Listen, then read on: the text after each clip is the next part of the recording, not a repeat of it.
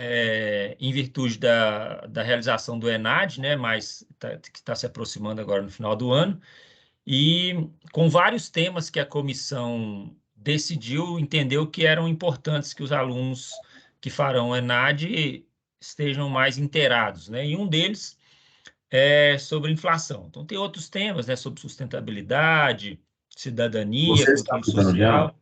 Oi? Só um minutinho, Jean. Tu sabe quem é saber? Vocês estão escutando o Jean, gente? Estão vendo o Jean? Estão vendo o Jean? Vendo e escutando. Sim. Vendo e escutando aqui Sim, também. perfeitamente. Então tá legal. Jean, pode continuar que aqui tá tudo certo. Tá bom. A gente Obrigado. só tá vendo, não tá escutando. Mas tem gente escutando, né? Não. O pessoal falou, estamos escutando normalmente. Então dá uma olhada no seu equipamento aí. Eu não estou escutando também, não, professor. Eu acho que... Quantas pessoas estão escutando aí, gente? Eu. Estou ouvindo. Eu. Quer dizer, não é um Eu tô problema escutando na perfeitamente. live, não. Dá uma olhada no seu equipamento. Eu aí. também. Entendendo? Bom, posso continuar, Sérgio? Pode. Tá. Ô, Jean, é só um segundinho, aqui é o Marcelo Mendonça, tudo bem? Tudo bem. Eu tenho a impressão que quem está compartilhando a tela, o professor que estiver em outra sala compartilhando, se ele não habilitar o áudio de outra sala, os alunos não vão conseguir te acompanhar. Eu recomendo que todos saiam dessas salas compartilhadas e migrem para a sua sala. E entrem na sua live pelo aquele endereço que você mandou. Ô, Jean, também acho, cara, porque eu estou tentando compartilhar a tela aqui, ele só habilita uma. Entendi. Eu vou sugerir para eles entrar direto na sua, cara. Então tá bom. Vocês aqui, vocês são os professores que estão com suas turmas aí, pode fazer o que achar que seja mais eficiente, né? Tá? Porque eu estou tentando aqui, ele habilita uma tela ou outra, cara. O áudio de um e outro. E aí não sei se eles estão ouvindo. Tá? Tá bem. Então eu vou passar para lá, então eu vou pedir para eles entrar na sua live. Espera mais ou menos 5 minutinhos, cara, se for possível. Tá bem. Você ouviu, Ricardo? Sim, ouvi. Então tá, vou aguardar então um pouco. Tá.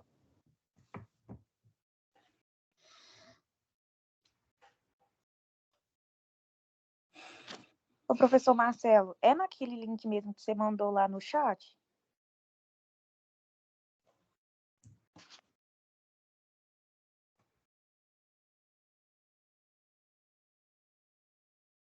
Foi o que eu mandei para ele?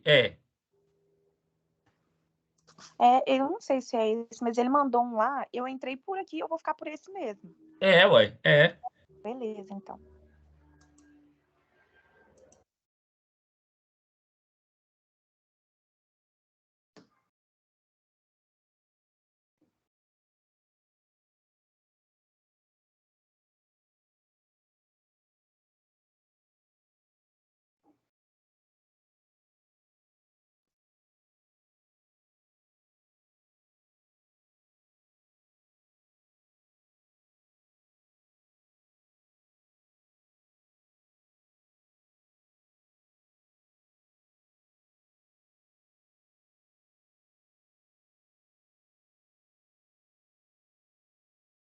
Bom dia, Sérgio. Aqui, nós estamos conversando no grupo aqui do WhatsApp e não tem ninguém conseguindo ouvir a palestra. Tá, é porque eu não estou falando nada. O Jean está calado esperando o pessoal entrar lá. Eles vão entrar direto com o link da...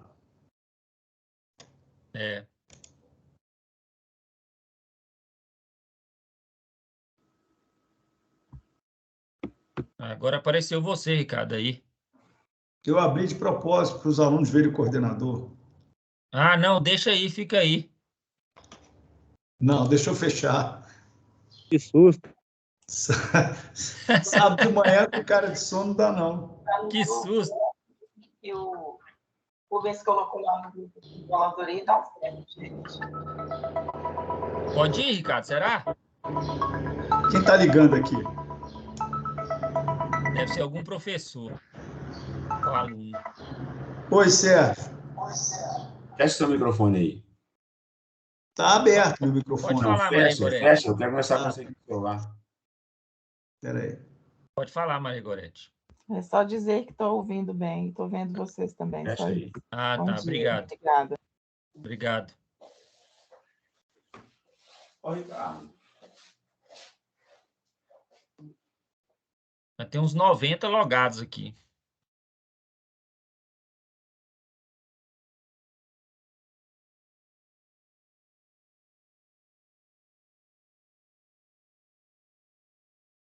Será que o Aguinaldo vai me dar um ok? Eu não estou sabendo bem a hora que eu começo agora. Sérgio escreveu. Ah, tá. Não.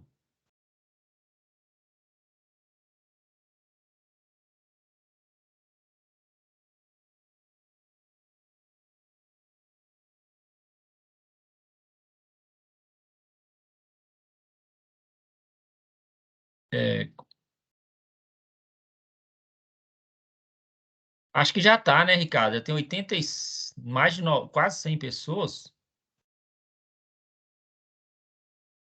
Ô, Jean, eu acho que você pode ir começando devagarinho, porque senão não vai dar tempo de fechar. Vai iniciando, introduzindo o assunto. Tá bom. Tá bom? Já estamos com 98.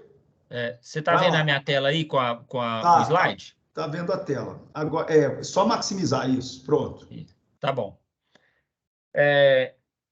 Então, a primeira live dessa série de lives de preparação para o ENAD é sobre a inflação mundial, né? Eu coloquei aqui origens, reflexos e soluções.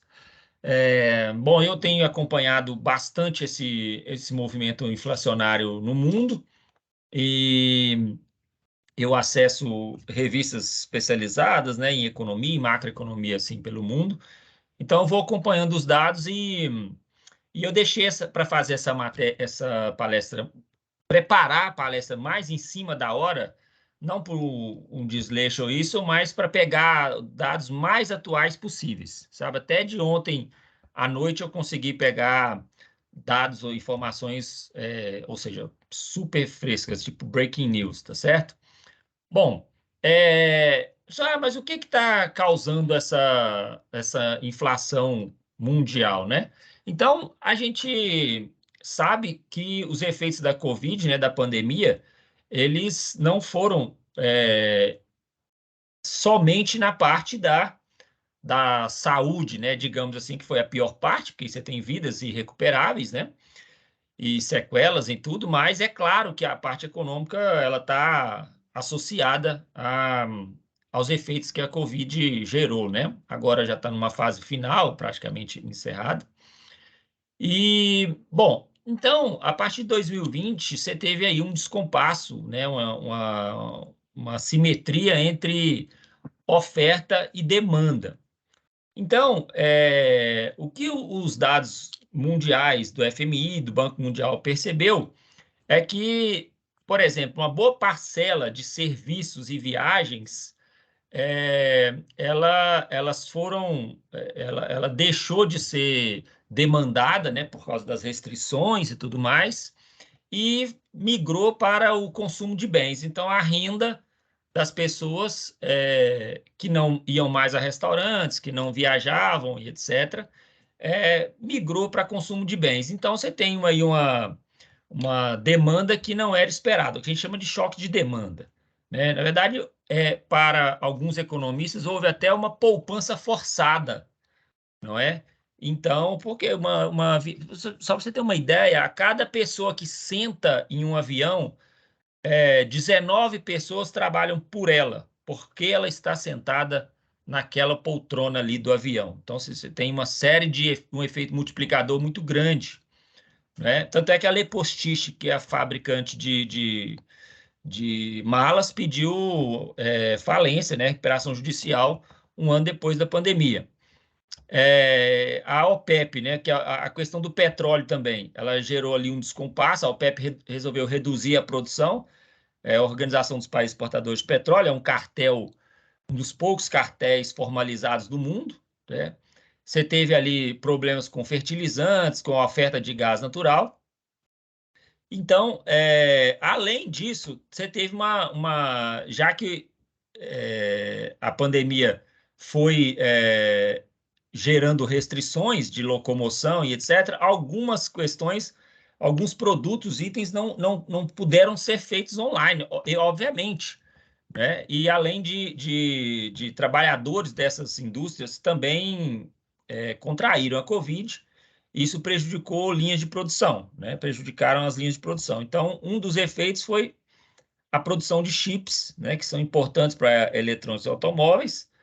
E, com o passar do tempo, a economia foi recuperando e ela ainda não conseguiu voltar, né, ao nível de produção, o que fez com que os automóveis 0 quilômetro ficassem com uma oferta reduzida, fazendo o bem substituto dele, que é o seminovo, subir de preço, né? Agora já começou a voltar um pouco a produção de chips tanto é que o preço dos seminovos já começaram a cair. Então, isso é alguns exemplos desse descompasso de oferta e demanda que a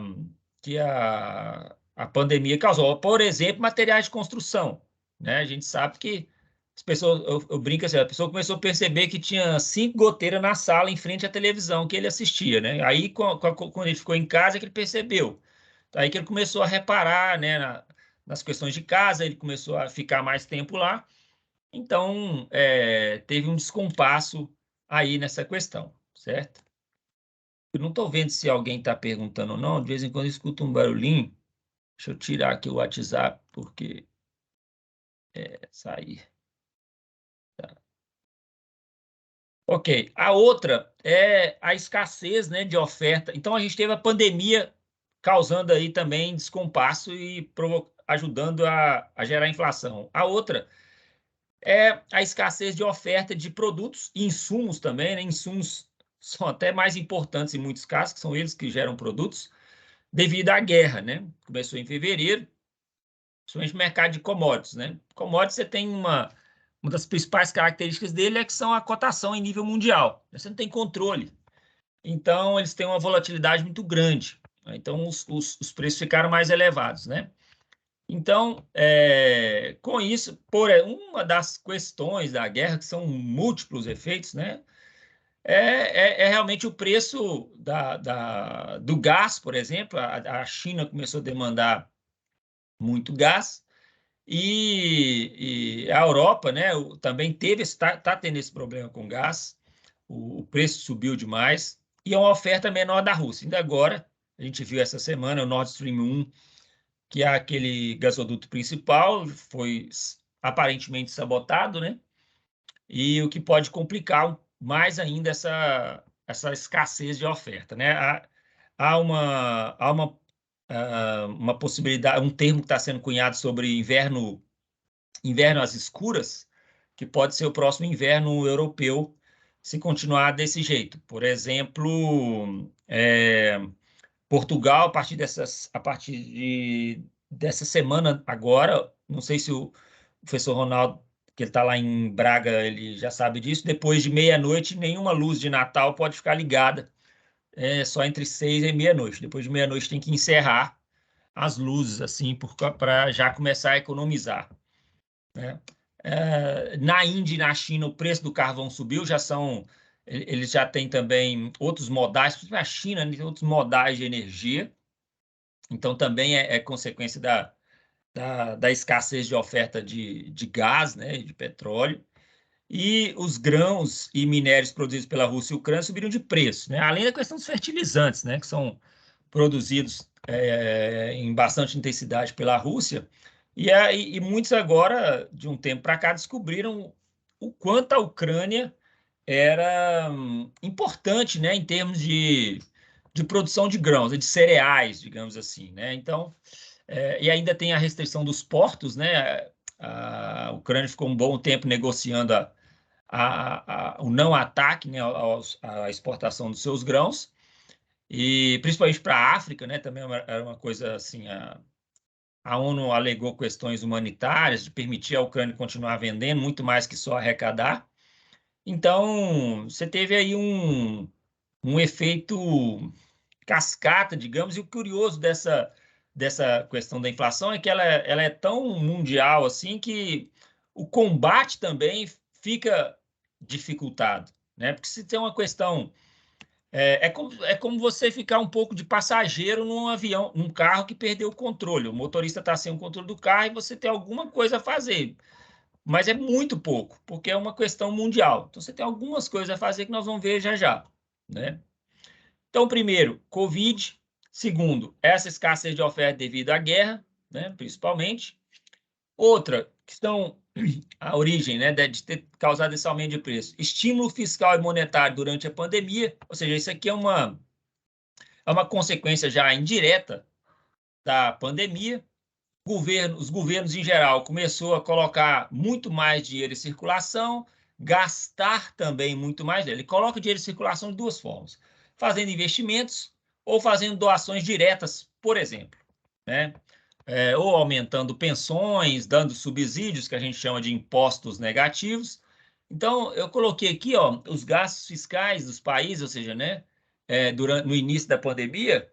Então, você vê a Itália, não é à toa que a Itália foi o país assim que, depois da China, né, até ela sofreu muito com a gente lembra, né, com muita tristeza daquela época que ia morrendo 1.000 pessoas, né, e a gente já achava incrível aquilo, depois veio a 5.000. Então, ela gastou ali, só naquele início, quase a metade do valor do seu PIB todo, né, que ultrapassa $1 trilhão, bem mais de $1 trilhão, e muito alto. Você vê que os países em desenvolvimento, o Japão é porque ele sempre foi muito precavido, né? O Reino Unido também sofreu muito. Então, você vê que a média dos países de renda alta foi 21% do PIB, em aumentando os gastos, né? E aqui também pode ser, por exemplo, é como se fosse aquele auxílio que a gente deu, que o governo, né, a gente, que eu falo o governo brasileiro, ele deu, ele repassou para as pessoas, chegou a 50 milhões, não esperava de pessoas beneficiadas, não esperava nunca que fosse aquele valor.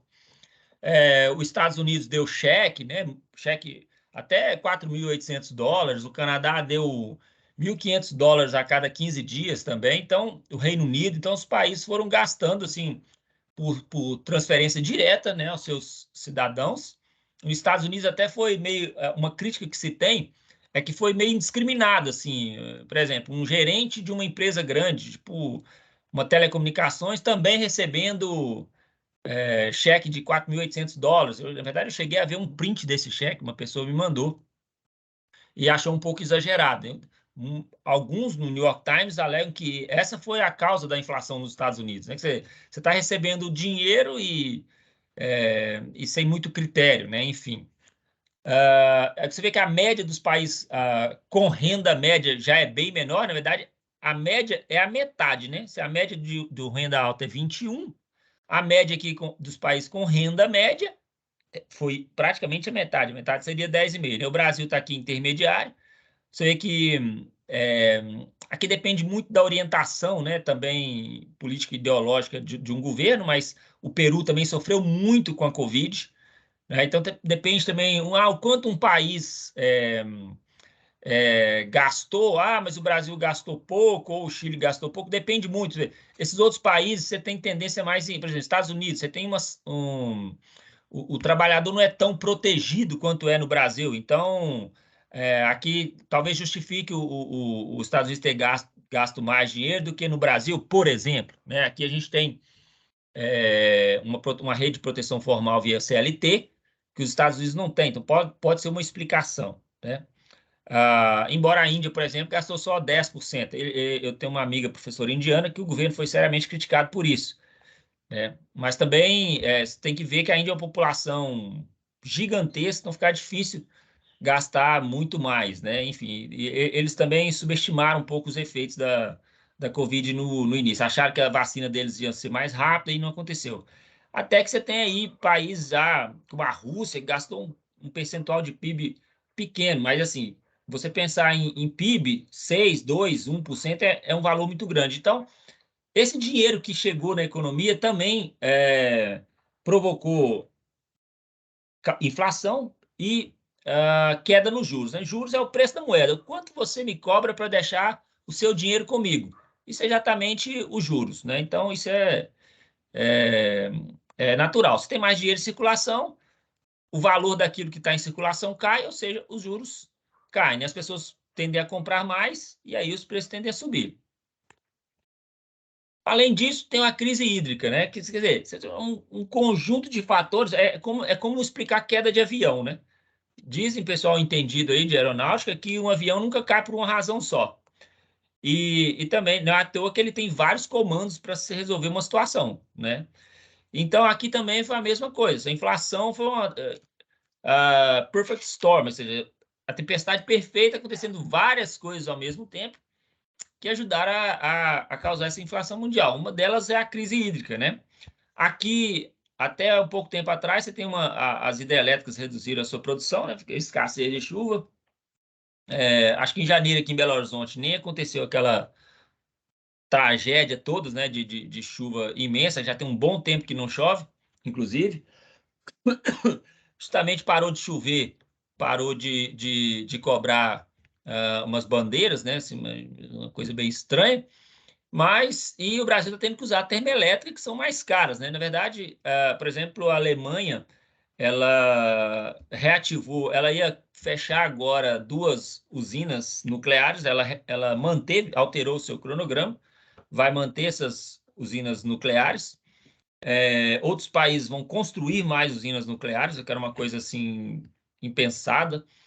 E porque também na Europa está com essa seca aí, essa reportagem aqui, ó, do mês passado, mês retrasado agora, já 1º de outubro, seca na Europa é pior dos últimos 500 anos, quer dizer, isso é muita coisa, e afetando alimentos, né?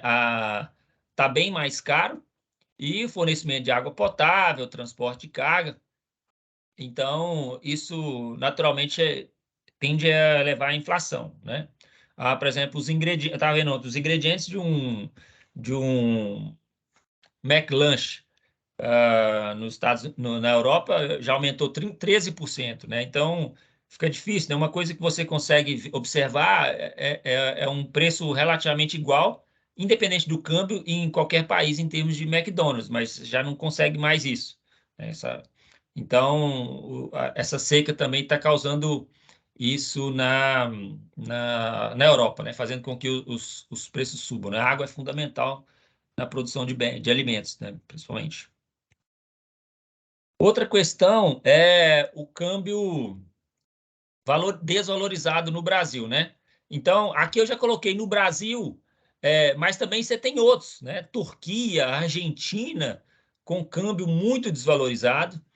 Aqui eu botei o caso do Brasil, você pode observar que a partir de março, né, aqui antes, um pouquinho aqui depois de março, ele já começa o dólar subir novamente, né? E ele começa a ter uma trajetória, você vê que ela oscila, mas se você passar uma mediana, vai ver que ele está lá para cima, né? Uma tendência de alta, né?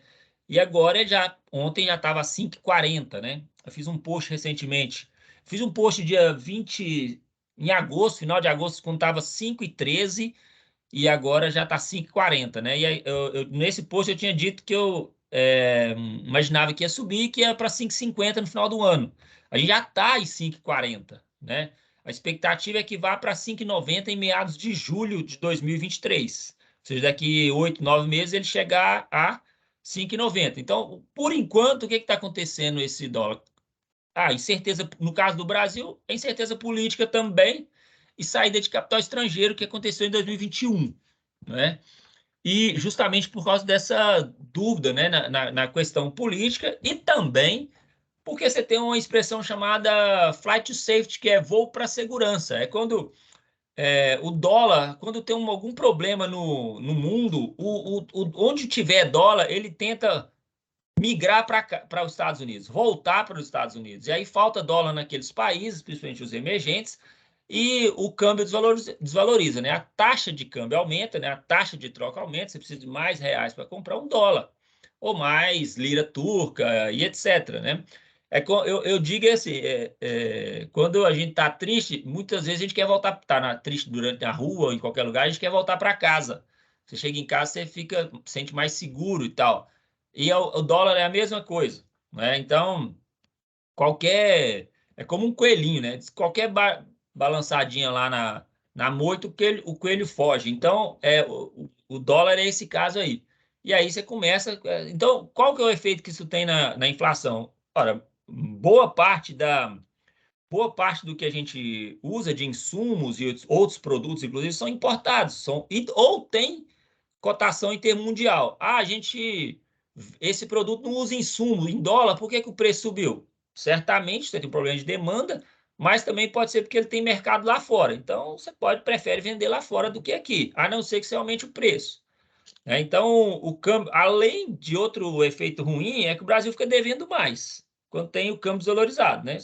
Sua dívida aumenta. É como você comprar um produto em dólar e no outro mês você comprar um dólar, o seu cartão de crédito vai vir cada vez mais alto, né? Que é a taxa de câmbio, ou seja, as empresas em geral repassam efeitos cambiais para os preços dos seus produtos, principalmente se forem bens de demanda inelástica, né? Bens que o consumidor não é tão sensível à mudança de preço. Pode subir que o consumo continua, né? Então, em parte, no caso específico do Brasil, o controle sobre a inflação ela está um pouco limitada, independente de ser presidente A ou B, ou até agora, a partir de domingo, não será fácil controlar a inflação, e ao mesmo tempo também que não é fácil culpar, antes da eleição, do momento atual, uma boa parte é por causa desse presidente, desse ministro, ou coisas do tipo, tá? Não está sendo uma tarefa fácil para nenhum presidente ou Ministério da Economia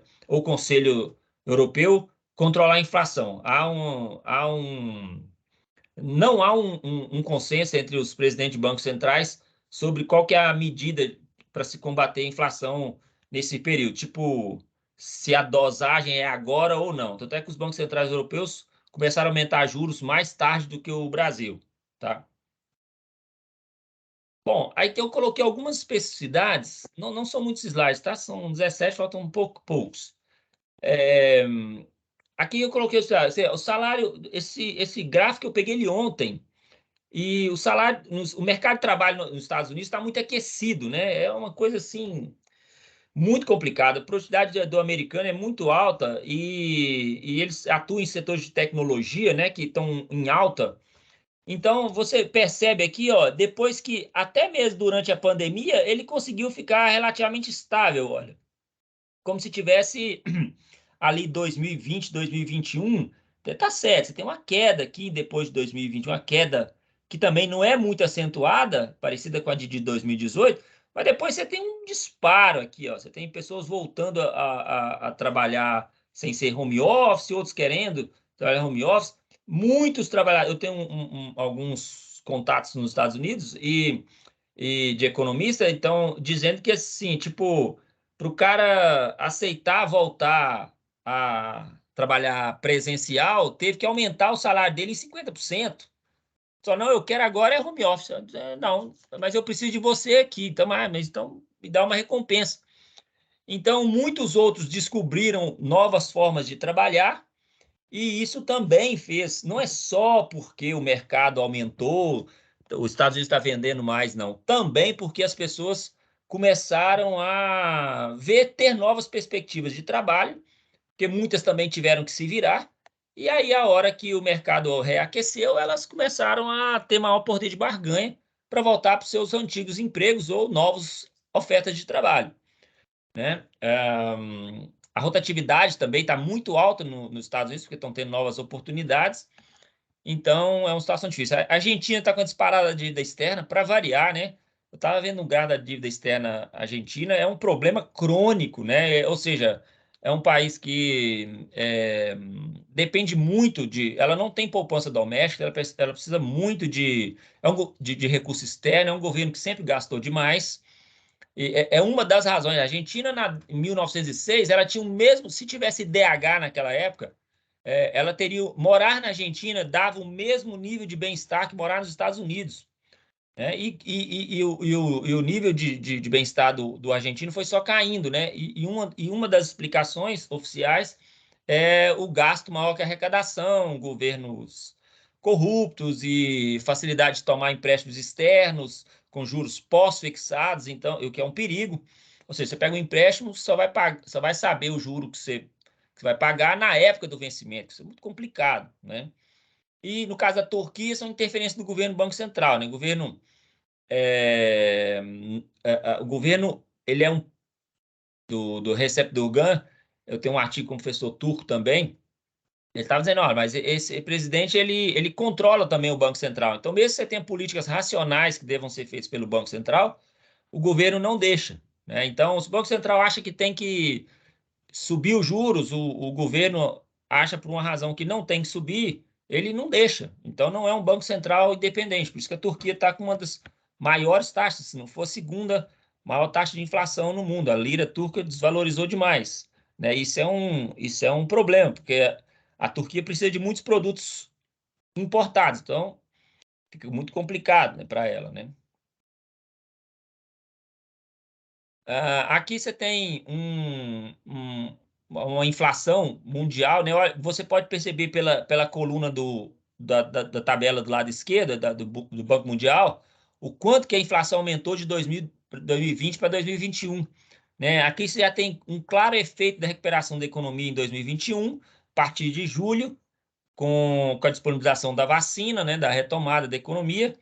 E você vê que no Brasil a inflação dobrou, né? Na Turquia quase triplicou. Então, nos Estados Unidos ela aumentou exatamente 5 vezes, olha para você ver. De 1,2 ela foi para 7, 5 vezes mais. É a maior inflação desde 82, ou seja, nos últimos 40 anos, a inflação de 2001 nos Estados Unidos. Isso gera impacto no mundo todo, né? Porque eles são os maiores compradores, né? Os maiores consumistas, né? Mas os compradores aí, né? A Índia também, ó, ela não subiu muito, você vê que tem discrepância. O Reino Unido, ele aumentou 54, ela aumentou 9 vezes. Talvez tenha sido a maior variação aqui, né, de aumentar.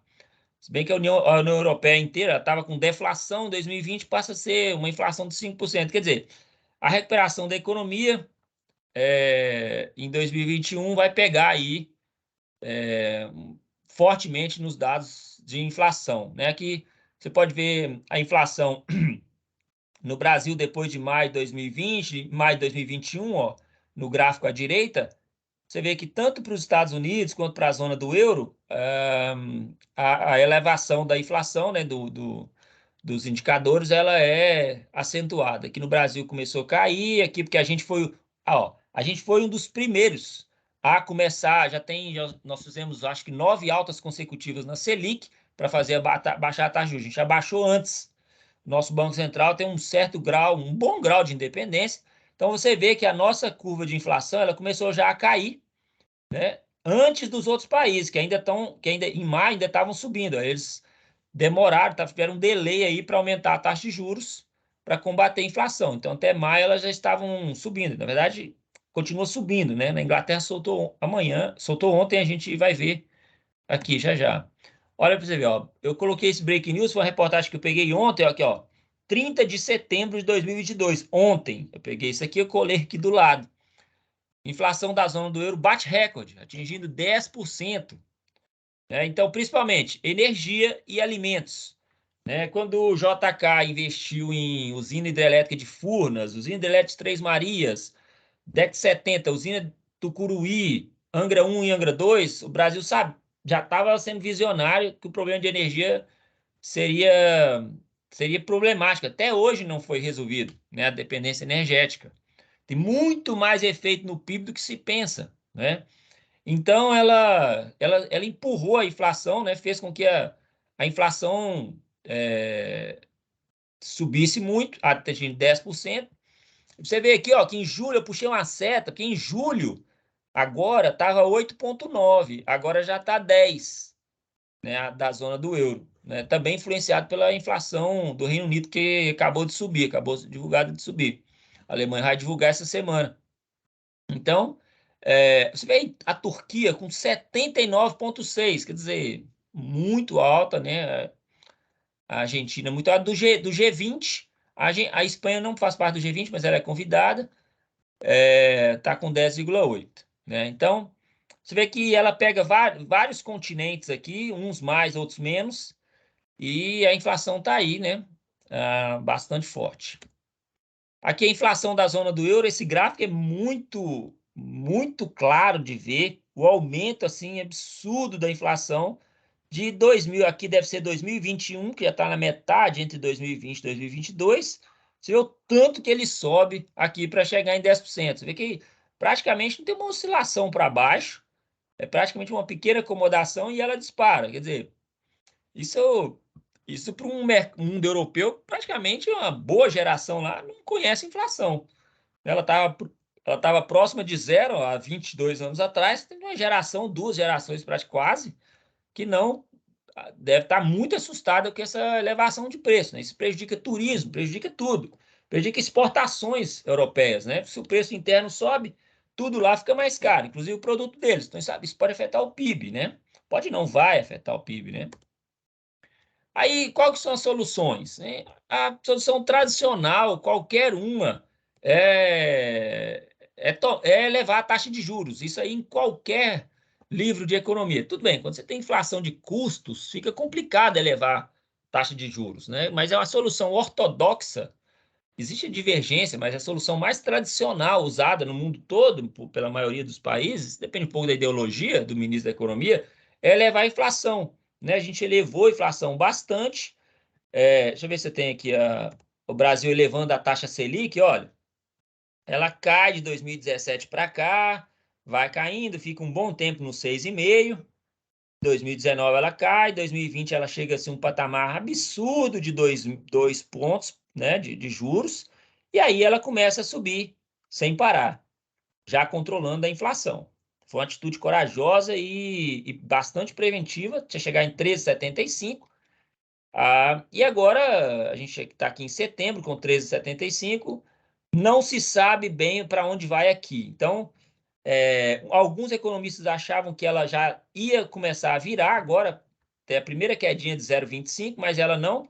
Outros acham que ela vai subir ainda mais. Também depende do desdobramento da guerra, agora com a anexação das 4 regiões ucranianas, tem que ver a resposta que a União Europeia vai dar aos Estados Unidos. E estima-se que ela ainda vai demorar um pouco para poder cair. Embora, se você comprar títulos, por exemplo, o título de renda fixa já começou como título do Tesouro, ele já começou a ter uma queda nos juros futuros, ou seja, já começou a não ser tão queridinho assim dos investidores classe média, títulos indexados a Selic, porque realmente há uma previsão de queda num horizonte assim de médio prazo nos próximos 6 meses, né? Por isso que eu coloquei aqui, ó, os primeiros colocados no ranking de juros reais, ou seja, o juro que está acima da inflação. Então, o Brasil tem inflação, mas ele tem um juro real, né? Então, assim, ó, a taxa Selic está em 13,75, né? Enquanto a taxa real, que subtrai dos juros, ela cai para 8,22. Então, o Brasil tem um juro, mas também tem inflação. Então, ele pega a Selic menos a inflação, dá esse cálculo aí de previsão de 8,22, o que ainda é a maior taxa de juros reais do mundo, né? Então, e aí você tem México, você percebe o quê? Que não tem nenhum país aqui dos 10, talvez aqui entrando no Brasil, que está em 11º, segundo já algumas fontes, perdendo já para o Canadá, Austrália, ele nenhum país assim que a gente pode falar de ponta, né? Tipo Alemanha, França, Itália, Estados Unidos, os juros reais não estão muito baixos. Mas por quê?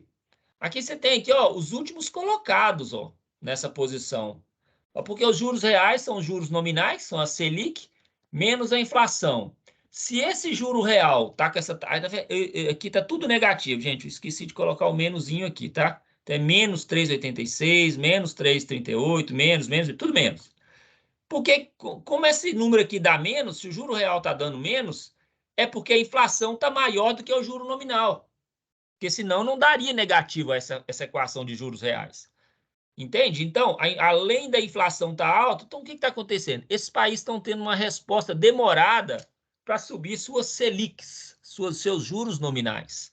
Os presidentes de bancos centrais individuais, né, na zona do euro ainda estão em dúvida de se realmente vale a pena subir juros, né? Que eles precisam recuperar a economia da Covid também.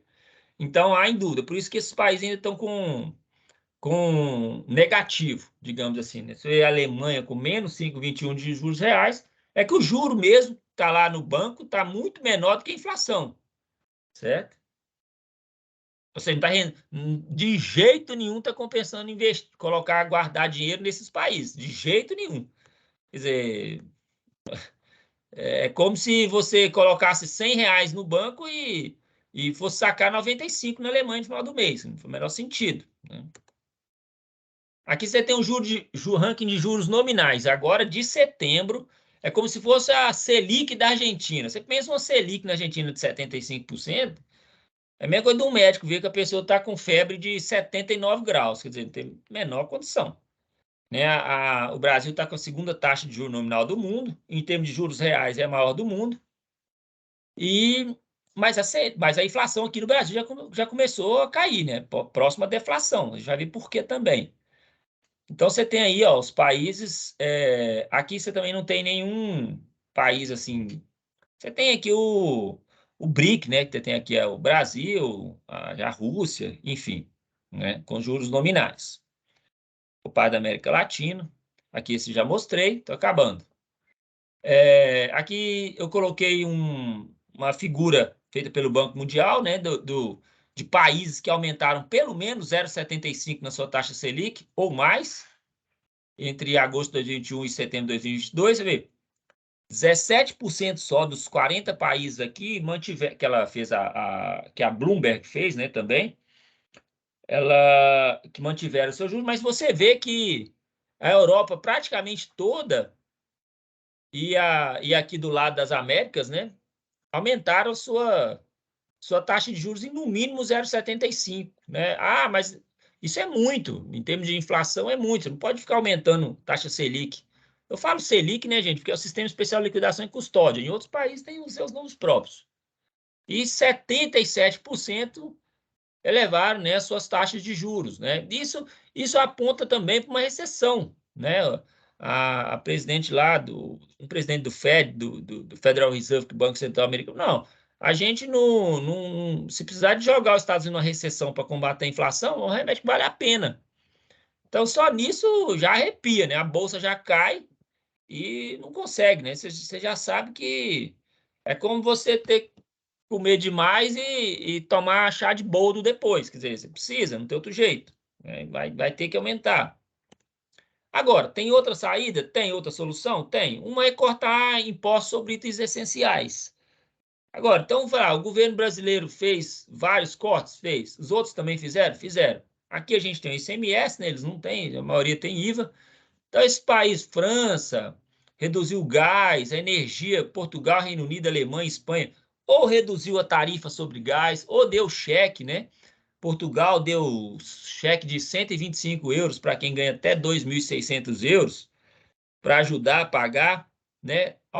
Esses países eles deram subsídios, né? Deram teto para a conta de luz. Por exemplo, a conta de luz não pode passar de 150 euros, por exemplo. Se passar, nós vamos subsidiar, porque a energia em qualquer país do mundo ela tem um peso muito grande na inflação.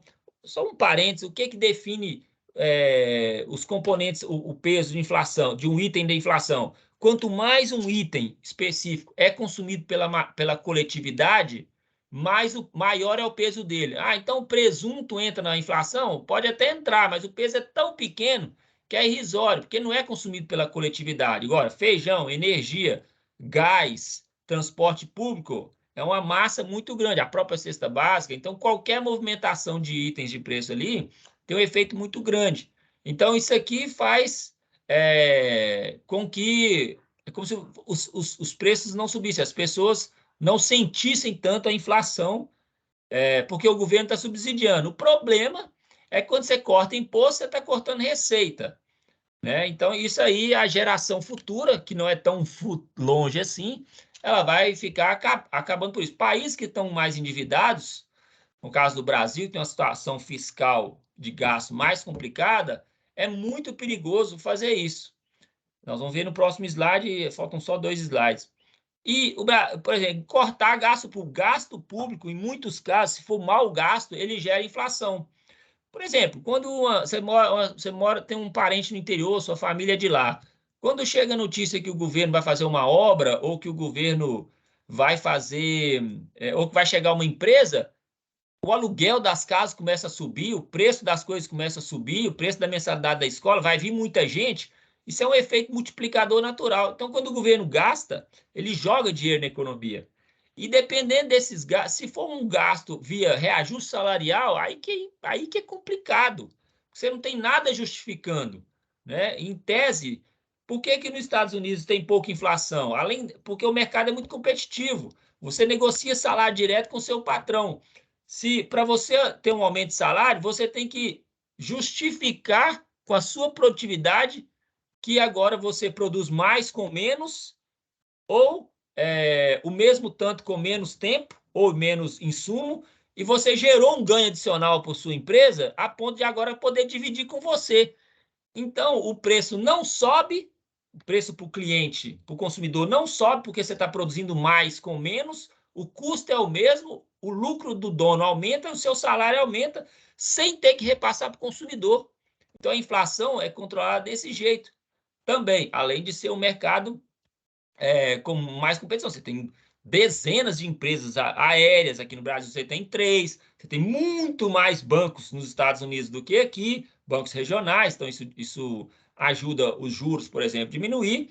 Então, o ideal seria cortar gastos públicos. Agora, um país que já tem problemas ainda de infraestrutura, de desigualdade social, cortar gastos públicos é complicado. Você tem que cortar em coisas que, infelizmente, vai afetar uma parte da elite, né, que sempre reclama muito, né? Então, assim, pessoas ganhando 30 mil em cargos por fazendo passeata para reajuste salarial, num momento desse é um pouco complicado, enfim. Aqui eu coloquei esse paradoxo, no caso do Brasil, olha, ele fez um estímulo fiscal, ele reduziu o ICMS para combustível, a gente viu a gasolina aí, né, do jeito que está. Eu aconselho até abastecer o tanque hoje ou amanhã, porque independente de quem ganhar, esse preço aí é totalmente artificial. Esse preço que está ali pode ganhar o Tonho da Lua, pode ganhar o Chiquinho, não interessa quem é o candidato, esse preço não se manterá. Esse preço não tem como, nem nível internacional, nós temos a Petrobras, não tem condições. E mundialmente ele já está bem maior, o Brent já está muito maior do que isso aí. Então o governo foi abrindo mão, olha, ele cortou PIS, COFINS, então ele abriu mão de 59 bilhões de receita só com essas medidas, né? Ao mesmo tempo em que aumentou a despesa, auxílio caminhoneiro, zerou a fila do Auxílio Brasil, né? Complementou a renda, aumentou e zerou de quem ainda não tinha recebido, deu aumento de vale gás, auxílio taxista. Isso não é uma crítica, isso é só uma constatação, quer dizer, o governo de um lado perdeu receita e de outro aumentou a despesa, né? Então, algum tipo de economia, economista vai dizer, não, é o momento correto, não tinha como, tinha que ajudar. Outro vai falar, não, não era a hora de ajudar porque você tem inflação, né? Agora, depende muito esse tipo de auxílio aqui, ele vai muito direto para camadas mais baixas que focam em alimentos, né? Não foca em carro zero.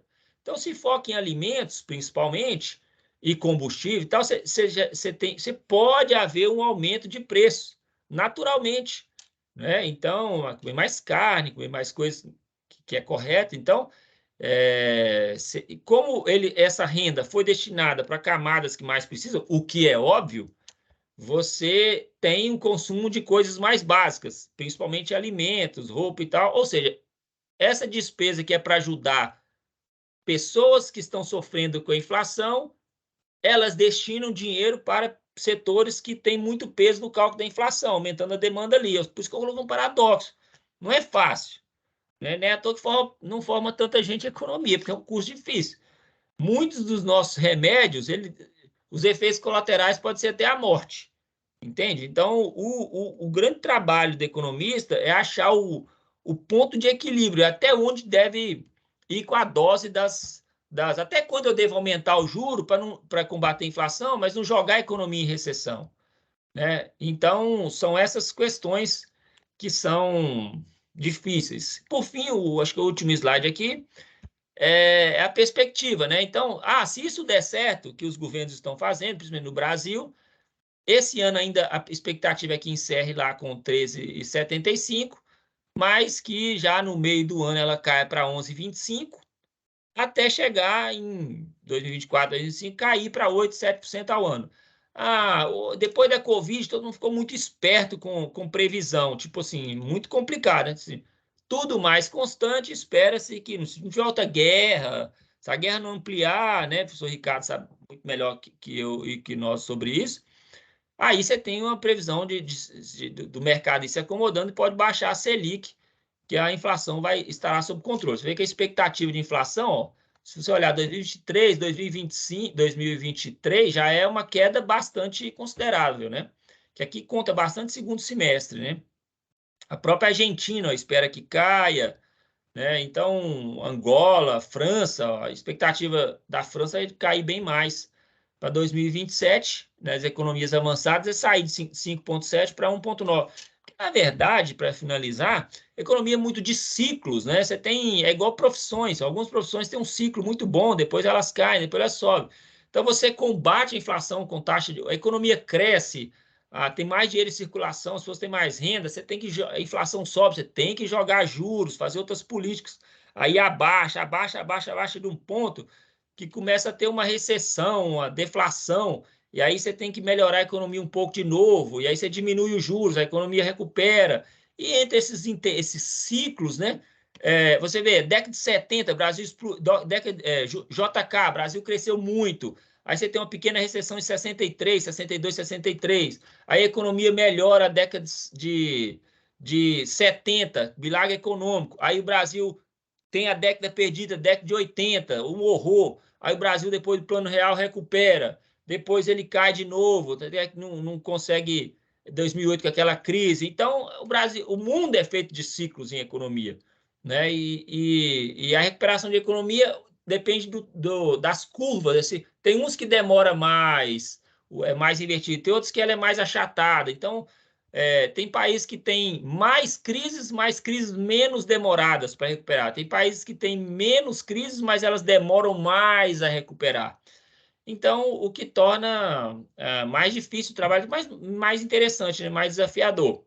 Então, gente, eu falei um pouco rápido, assim, porque é aula online e tal, mas era isso que eu tinha para hoje. Agradecer à universidade, né, a PUC, tem cada vez se preocupado mais assim, com o aprendizado dos alunos, seja para a ENAD ou para qualquer outra, para a sua própria formação, inclusive humanística, né? Agradecer ao professor Ricardo, que me convidou, é coordenador do curso de administração, do São Gabriel, convidou para dar essa palestra. O Sérgio também, que me ajudou aí na parte logística, foi muito esperto.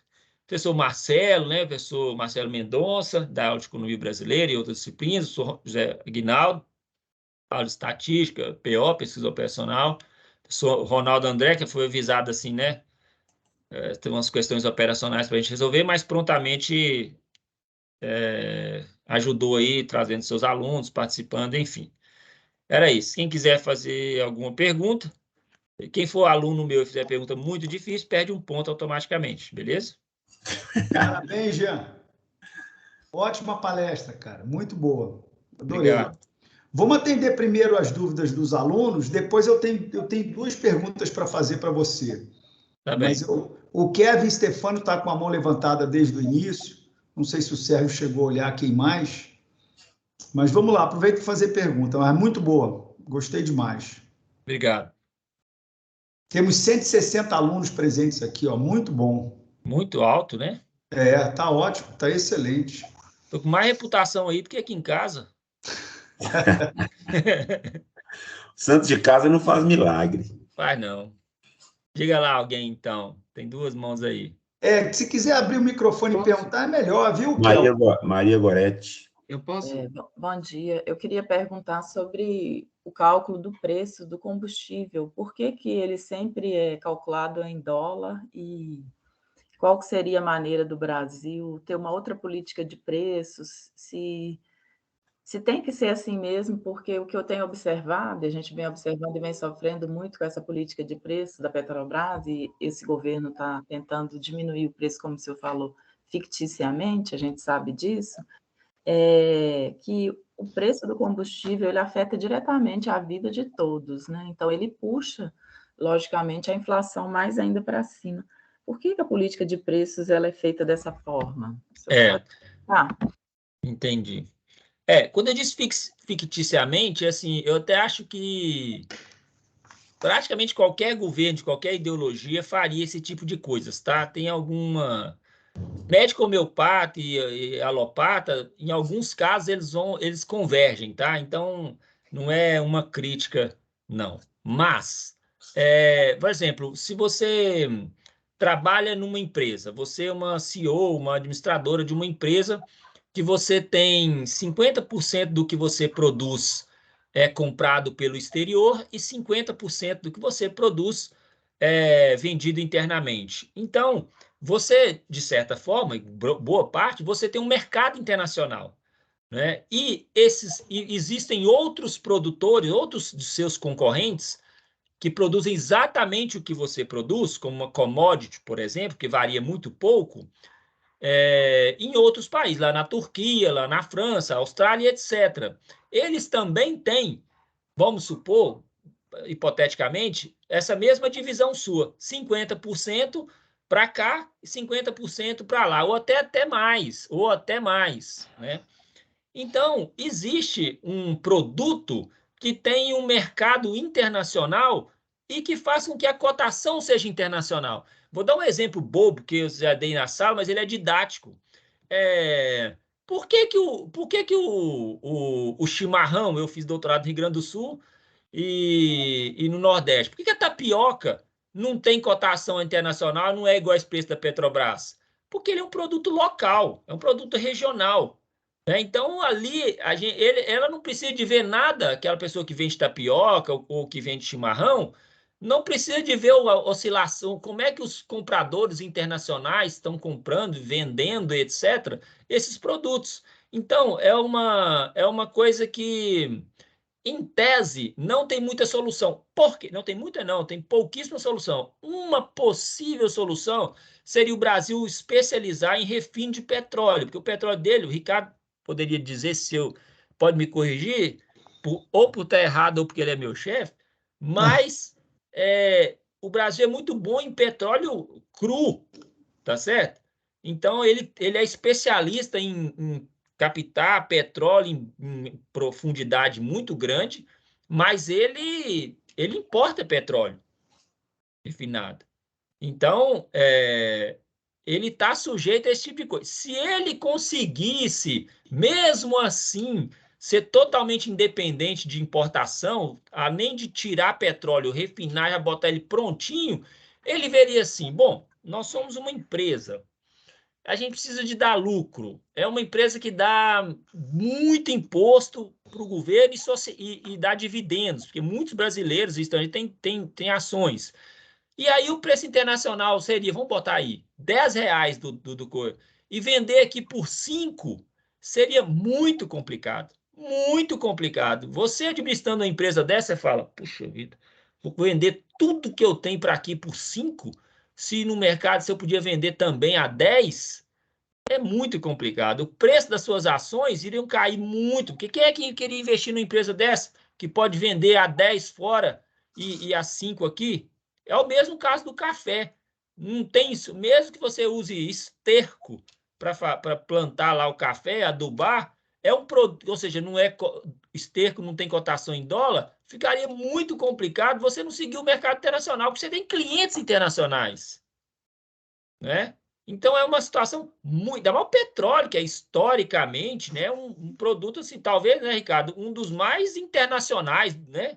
Deixa eu só acrescentar, Jean, se você permitir a sua fala, de todas as commodities negociadas do mundo, o petróleo é a mais negociada, porque os grandes produtores consomem pouco, que são os árabes, então eles têm um excedente muito grande, e os grandes consumidores não dão conta de produzir tudo que precisam, que são a China, o Japão, a União Europeia e Estados Unidos. Agora, o que acontece com o preço dos combustíveis, né? Dentro da pergunta da Maria Goretti, se eu não me engano, a Petrobras, ela refina por dia 2 milhões de barris de petróleo. É o que o Brasil consome todo dia, 2 milhões, nas 11 refinarias que ela tem. O problema é o seguinte, quando se refina um barril de 159 litros, a química do petróleo não permite transformar 159 litros de petróleo em 159 litros de gasolina.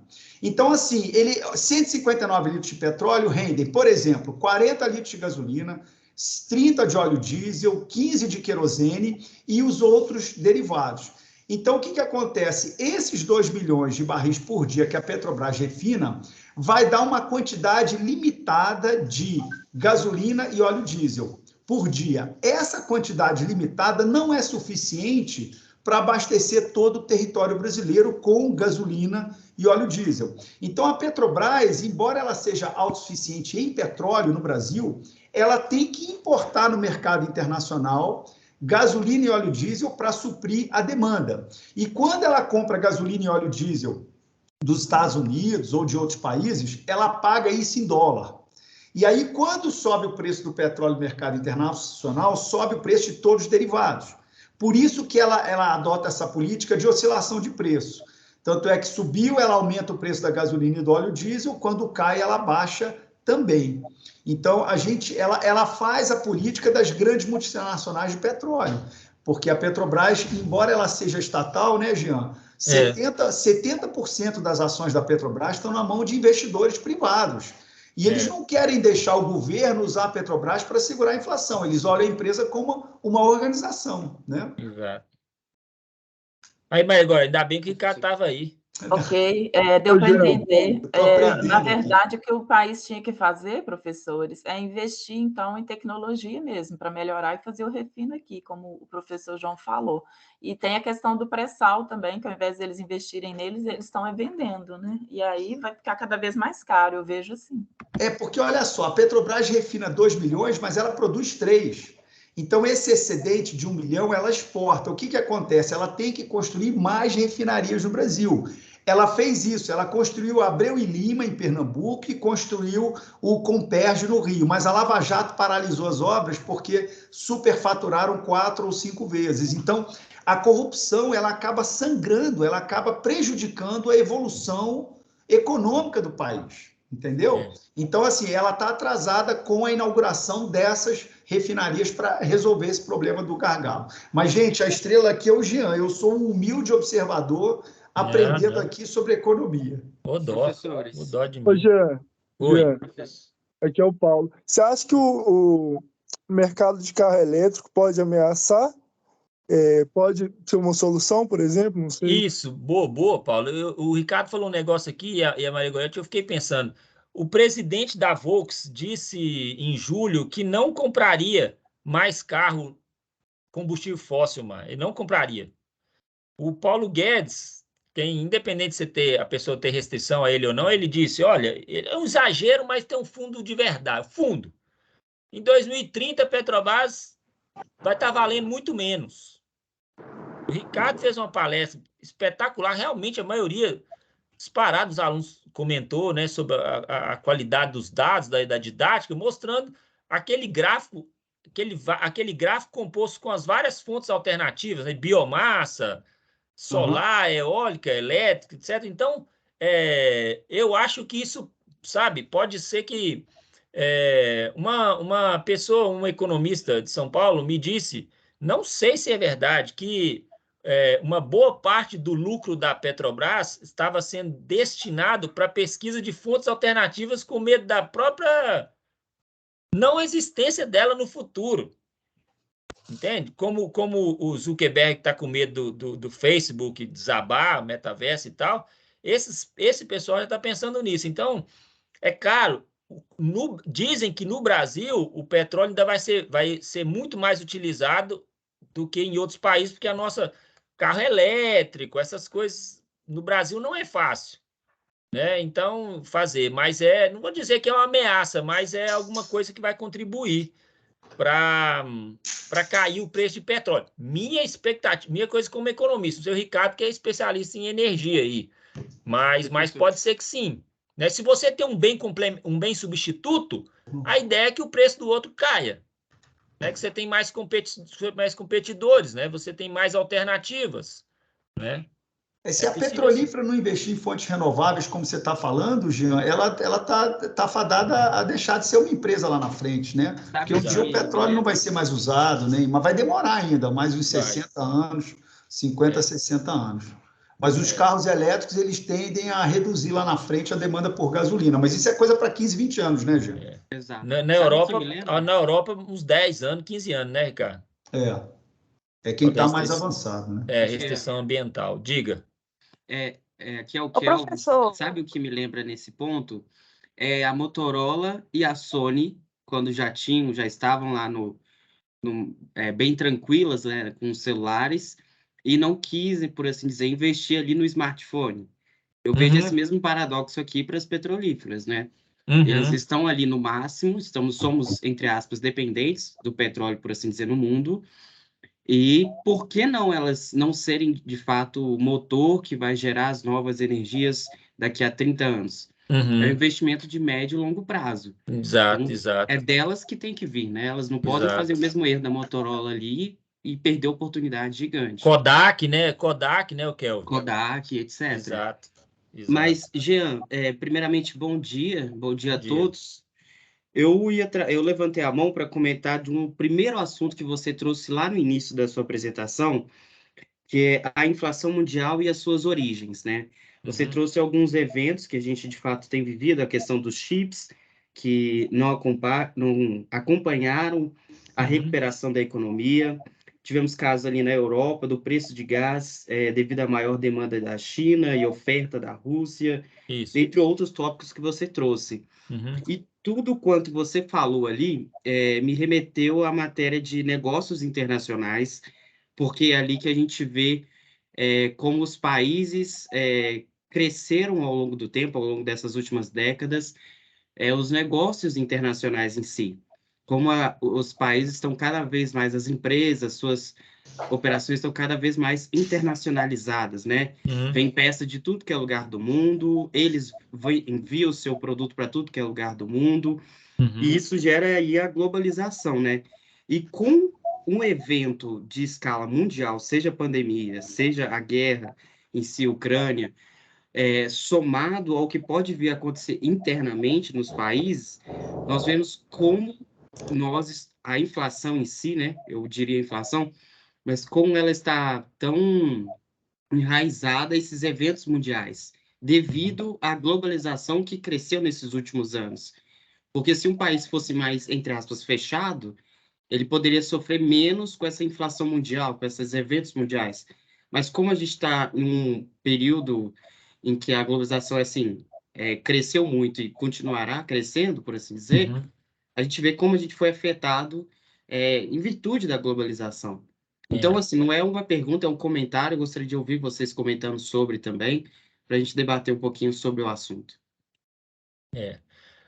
Você vê a rapidez com que... Eu brinco assim sobre o negócio da globalização.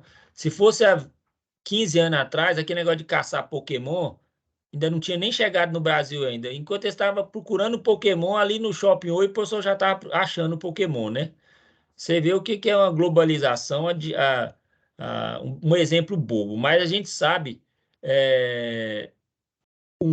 por exemplo, aumentou o número de produtos que são comercializados em nível internacional, né? Você tem empresas aproveitando o que o Davi Ricardo disse das vantagens comparativas. Então, por exemplo, aquela mochila carga, sabe? Aquela, não sei se você já ouviu falar, é uma mochila famosa. Eu li uma reportagem que ela tem 7 itens fabricados em 7 países diferentes. O zíper num lugar, a alcinha num lugar, o forro num lugar e o escritório, que não tem nada, num lugar. Para você ver como que ela vai absorvendo. Porque um item tem um imposto menor em tal lugar e vale a pena, né? Então, com a internet, etc., avanço da informática, os valores, as transações são imediatas, né? Por exemplo, aqui o Pix, a evolução que os Estados Unidos vai lançar o Fed Now. Fed é Federal Reserve Now, agora.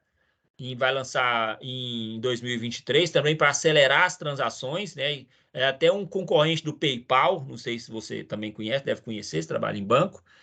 Então, isso vai ser intensificado, quer dizer, vai ser a própria disseminação absurda da Covid também foi por causa da mobilidade gigante que tem hoje, né? Uns falam que a globalização era até maior antigamente, há 400 anos atrás, você podia entrar por navio, você entrava em qualquer país que você quisesse, né? Não tinha muita restrição, depois começou a aumentar. Mas não tem dúvida, isso é um desafio para bancos centrais e ministérios da economia, etc. Quanto mais você pensar, por exemplo, um país mais fechado como Cuba, Venezuela, que embora tenha petróleo, países que têm poucas relações internacionais, eles estão mais blindados, de certa forma. Não estou falando que isso é positivo, vale a pena então fechar, pelo contrário. Mas eles sofrem, eles têm menos questões, né? Assim, de comércio internacional e tal, enfim. Mas não vale a pena, né? As teorias mostram que o comércio é sempre vantajoso. Então, realmente, não tem. Isso é um desafio, né? Porque se é a mesma coisa de um corpo de bombeiro. Você está pegando fogo, não dá só no seu apartamento, é um, mas no prédio inteiro é outro. Então, no caso, é o prédio inteiro. Você precisa mais recursos, mais tudo. Então, realmente, você tem razão. Obrigado pelo seu comentário. Eu adoro esses exemplos do Jean, né? Ele leva para casa da gente o exemplo, aí dá para entender, fica fácil. É um hábito que eu tenho, não sei. Mais algum aluno aí quer perguntar? Eu estou na fila. Diga, Matheus. Bom dia. Ei, Jean, você quebrou o pé, Matheus? Rapaz, eu torci aqui, tô de andando de moto durante a aula, mas vai, pergunta. Coitado, ele foi ajudar lá no PUC Aberto, ele estava voltando, né, do PUC Aberto. Foi quinta-feira. Queria fazer uma pergunta, Jean, especificamente sobre dólar, né? Uhum. A gente está vendo aí uma inflação nos Estados Unidos, recorde, né? E como que isso pode afetar a gente aqui? Uhum. Bom, se os preços sobem nos Estados Unidos, significa queda de poder de compra. Isso vale para qualquer lugar do mundo. Isso é uma fórmula matemática, né? Salário real é igual a salário nominal dividido por preço. Se o preço sobe no denominador, o quociente cai. Ou seja, os americanos têm menos poder de compra. Como são os maiores importadores do mundo, o Brasil, os Estados Unidos, cara, comprava do Iraque durante a guerra do Iraque. Você pensa num trem desse?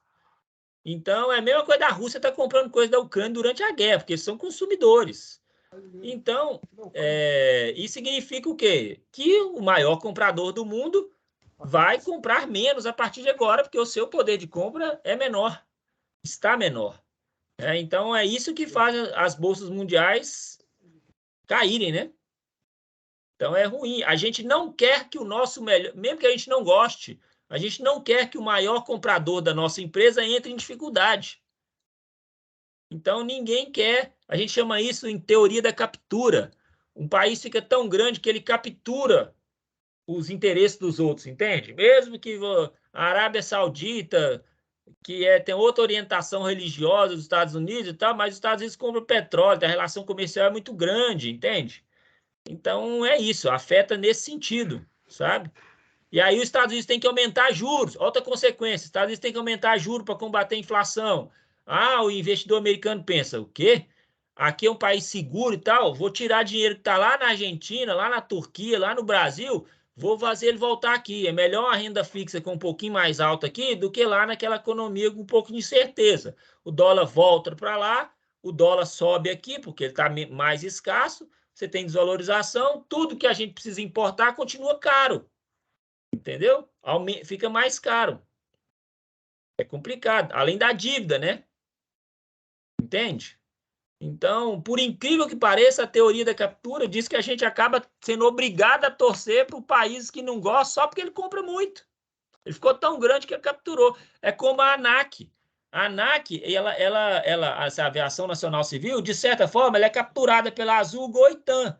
É como se essas três empresas falassem, ô ANAC, vocês aí dos 5 andares aí, vocês só existem porque a gente existe. Se a gente acabar, esse prédio aí tem pouco sentido. Isso é uma teoria da captura. Então, assim, não avacalha muito com a gente, não, entende? Meio isso, entendeu? Deu para entender? Deu. Então, isso influencia para que a nossa inflação aumente ainda mais, né? Sim, porque eles vão comprar menos, a nossa produção tá, isso aí no lado de renda, né? Digamos assim, mas o principal efeito é sobre o dólar mesmo. Você vê que já está com 5,40. Ou seja, tudo que a gente. Dizem que eu li um estudo que se uma pessoa ganha de 10 a